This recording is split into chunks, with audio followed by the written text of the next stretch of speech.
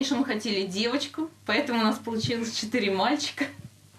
Но мы решили пока остановиться. Андрей, Витя, Саша, Кузьма. Старшему 15, младшему 2 года. Увлечения в многодетной семье Кашириных у всех разные. Спортивное ориентирование, легкая атлетика, бальные танцы. На кружки и секции семейного бюджета ежемесячно уходит по 6 тысяч рублей. Танцы бальные – это очень дорого.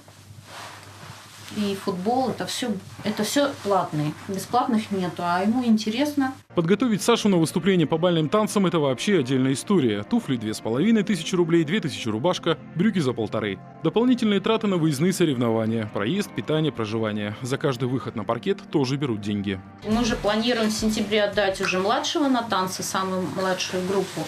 Он уже пытается танцевать у нас ча-ча-ча, тоже очень рвется на танцпол. И это накладно для нас, будет 2 танцора.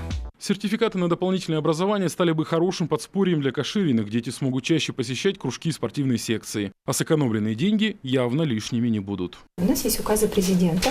Где-то к 2020 году должны 75% детей обучиться в дополнительных образованиях. Обучаться в дополнительном образовании.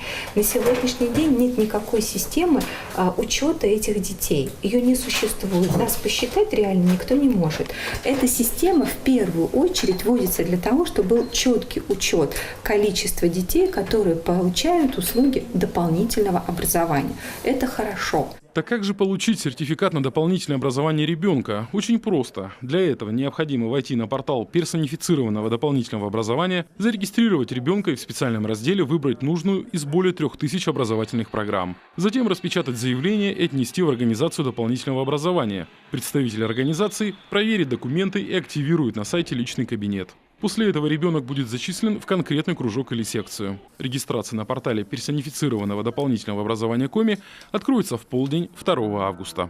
Алексей Корчма, Олег Юшков, телеканал Юрган.